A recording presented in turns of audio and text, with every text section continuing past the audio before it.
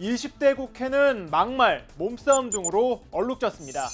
동물국회라는 오명까지 나왔죠. 선거 이후 새롭게 열리게 되는 21대 국회에선 이 같은 오명 반복되지 않길 바라는 것이 국민의 마음일 것입니다. 그런데 말이죠. 새 국회 전망 벌써 그다지 밝지 않아 보인다는 지적이 나옵니다. 첫 번째 불안 요소는 위성정당의 존재입니다. 더불어민주당은 더불어시민당, 미래통합당은 미래한국당으로 비례대표 선거에 나섰죠. 두 당 선거 과정에선 형제정당, 자매정당이란 점을 강조하고 있습니다. 더불어 시민당과 함께 과반수를 넘겨서 전국을 안정적으로 끌어갈 수 있는 기회를 만들어내야 합니다.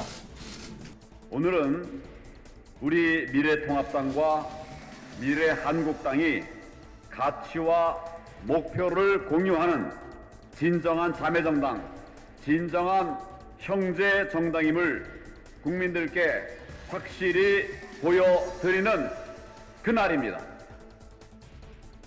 하지만 민주당과 시민당, 통합당과 한국당, 법적으론 엄연히 다른 정당입니다. 당연히 선거 이후 하나의 당으로 합치려면 합당 과정 필요합니다. 그런데 각 당 지도부 생각 같을까요? 당연히 합당해야 한다고 할 수 있지만 한쪽에서 이견 나올 가능성이 있습니다. 합당하면 각자 받던 정당 보조금도 한 당에서만 받게 되니 손익계산 같은 현실적 고민도 변수로 꼽힙니다. 지지 세력이 겹치는 더불어민주당과 열린민주당의 상황은 조금 더 복잡합니다. 열린민주당은 선거 승리 후 당원에게 합당 여부를 묻겠다는 입장이죠. 민주당이 더불어시민당 만들 때 만들 것인가 말 것인가 하는 것을 전당원 투표를 통해서 물었거든요. 예. 그러면 다시 열린민주당과 함께하는 것이 옳으냐 그러냐라고 하는 것을 더불어민주당 전당원 투표를 하면 됩니다. 네. 저희도 전당원 투표를 할 거예요. 하지만 민주당은 여전히 거리를 두고 있습니다. 선거 과정의 갈등, 봉합될 수도 있지만 지금 분위기론 예측하기 어렵습니다. 정당 이해관계 복잡하다 보니 운영위원장, 법사위원장 등 상임위원회 결정하는 원구성 협상 쉽지 않을 것이란 전망도 나옵니다. 누가 원내 일당을 차지하든 각 당 사이에 추가 협상을 피할 수 없어 보입니다.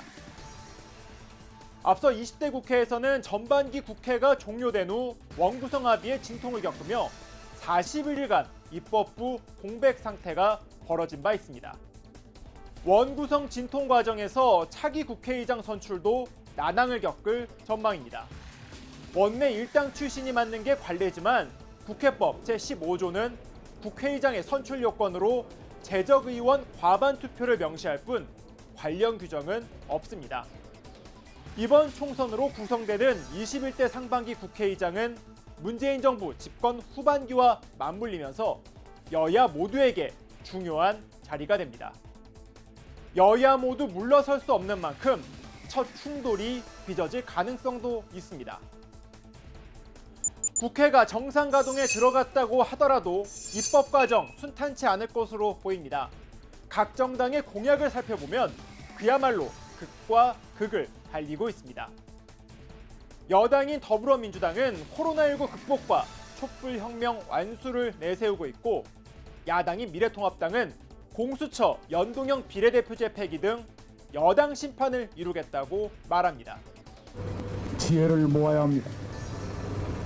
그렇게 해야만 이 국가적 위기, 국민적 고통 하루라도 빨리 끝장낼 수 있습니다.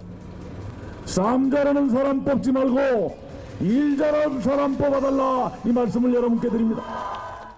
미래통합당이 국회에 다수 의석을 차지하는 순간에 이 정부는 스스로 변신을 하지 않을 수가 없습니다. 새로운 정책으로 변모를 할 수밖에 없습니다. 이번 20대 국회를 끝으로 불출마를 선언한 여야 다선 의원들은 이대로는 안 된다며 총선 전에 일하는 국회법 통과를 제안하기도 했습니다. 여야가 적대적 대립 속에 국회 파행으로 이어지는 악순환은 끊어지지 않고 오히려 심화되었습니다. 또 다가올 21대 국회에 대해서도 기대보다는 걱정이 앞서는 것이 솔직한 심정입니다. 하지만 선거에 바쁜 정치권은 움직이지 않았습니다. 이제 21대 국회가 곧 시작됩니다. 여야 모두 바꿔야 한다고 외치고 있는데 과연 어떤 정치를 국민에게 보여줄까요? 지금까지 여의도 풍향기였습니다.